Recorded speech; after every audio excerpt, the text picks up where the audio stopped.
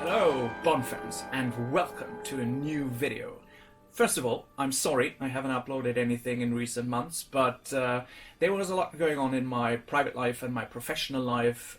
I juggle lots of projects, and since there was no release of No Time to Die, I didn't see anything that I could do, and I didn't just want to throw out videos for nothing and you have no entertainment value whatsoever, because I put all my efforts into these videos and there was just nothing that I could or would or wanted to do. But now we're back on track with No Time to Die finally coming to cinemas. September 28th is the world premiere in London, and then the film rolls out over all the territories. I will be seeing it on the 30th, I believe. Yeah. In the English language version here in Germany. Thank God our cinema provides that. And this Sunday morning, now I'm on my third cup of coffee, I think. That's why I'm a bit over the top. Much like the soundtrack of No Time to Die, being over the top, I thought. Here it is, the original motion picture soundtrack by Hans Zimmer, German composer. Great.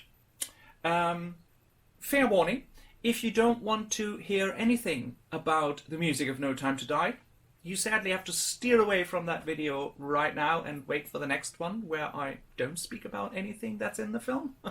The next one will probably be a review of the film, so everybody will have seen it. But just as a warning, I don't want to provide any spoilers. I don't want to go into great detail. I want this to be brief, just a quick overview over the soundtrack and what I liked and what I didn't like, because I think it's worth sharing.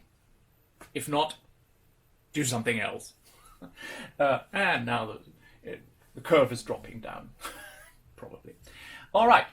The first track of the soundtrack, Gun Barrel, has already been released, I think last year or so.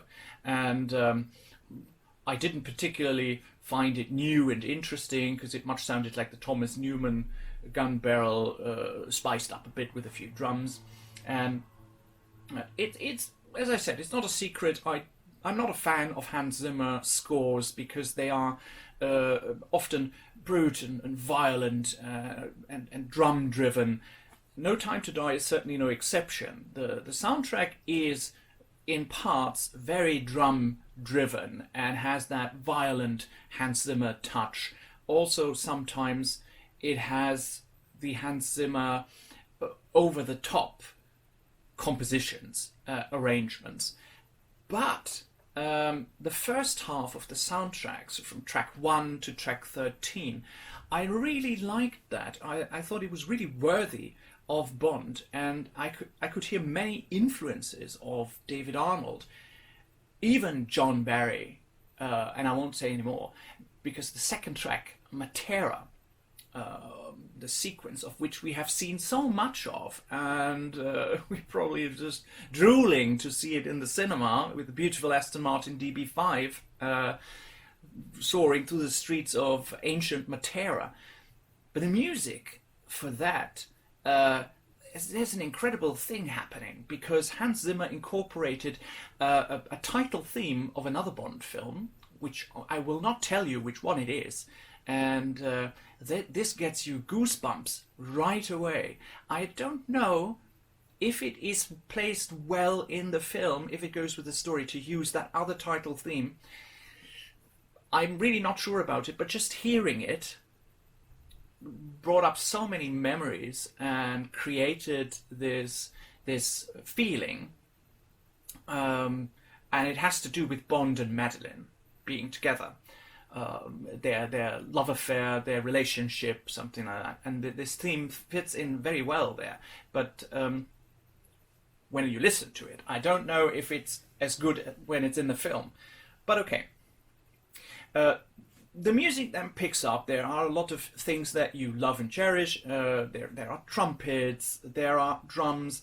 The Cuban chase thing is brilliant. It starts very erratic, for no reason, typical Zimmer, but then there is a lot of South American influence. There's also mambo or salsa or cha-cha, if you like, sort of in the middle of the track. That is really fascinating, but it jumps a lot. It's like a roller coaster ride. It's going up and down in the music, but overall it's a nice arrangement. It's really quite fascinating. And it reminds me a lot of Arnold, David Arnold, what he did for Die Another Day, for example. Some arrangements there, some compositions were up and down like a roller coaster ride, and that repeats here. So that's the influence I hear. And but then in some tracks like the Norway Chase and stuff, Zimmer goes into his usual drum-laden, drum-driven arrangements that sometimes don't feel like they have a purpose. When I listen to it, I connect no images to it. Well, I haven't seen the film. Maybe once I have seen the film, I have a totally different opinion. But just from listening to it now, some of the tracks I would not put on my mobile phone to listen to them when I go out or whatever, because they are just going along. There's nothing I connect with it.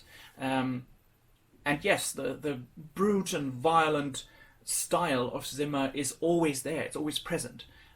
However, there are slow pieces, moody pieces that make you, I don't know, you have the feeling that something is coming or something is ending, especially the final track. And I just listened to that 15 minutes ago or so. It's called The Ascent, and it's the last track just before the title theme by Billie Eilish on the album.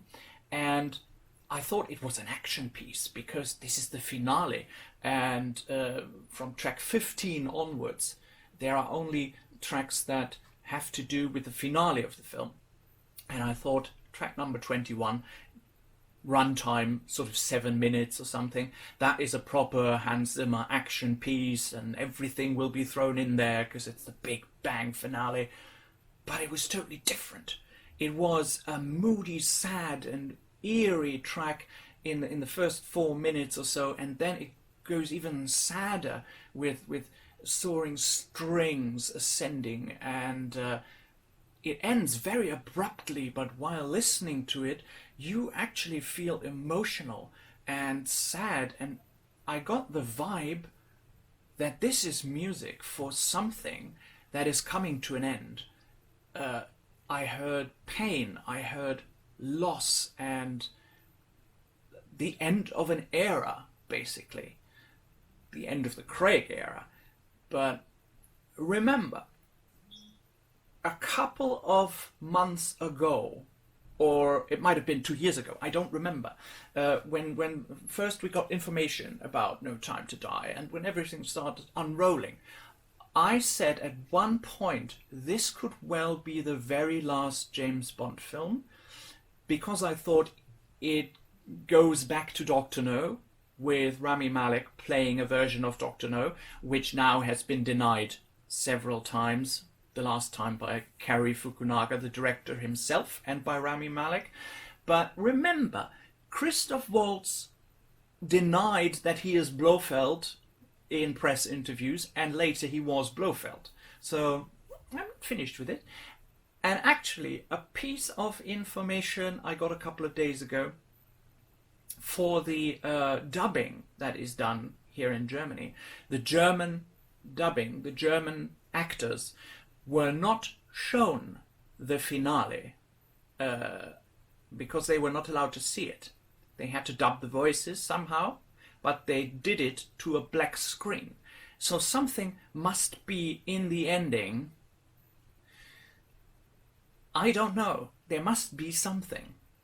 And I still have the feeling from the music now, the feeling is even stronger, that something big is coming to an end. Even a 60-year film franchise, with Barbara Broccoli and Michael Wilson delivering us the final Bond film.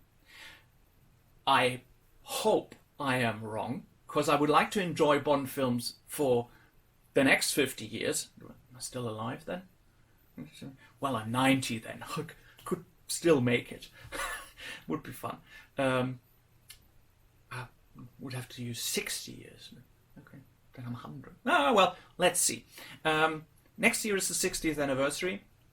I really don't hope that this is the final Bond film of all the Bond films. Please, no.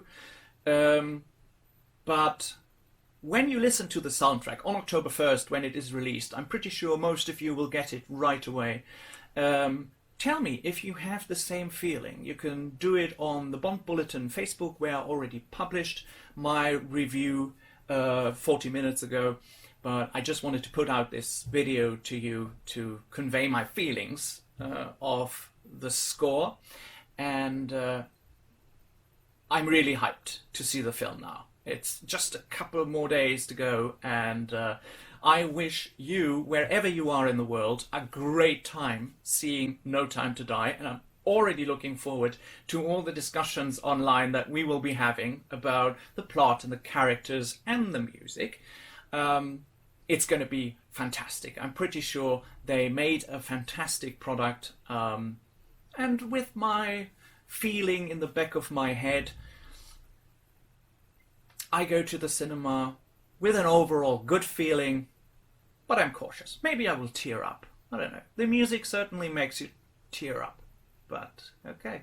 That's it from me, Bond fans. I hope to come back to you very soon. I'm really trying to put out videos on a regular basis, but yeah.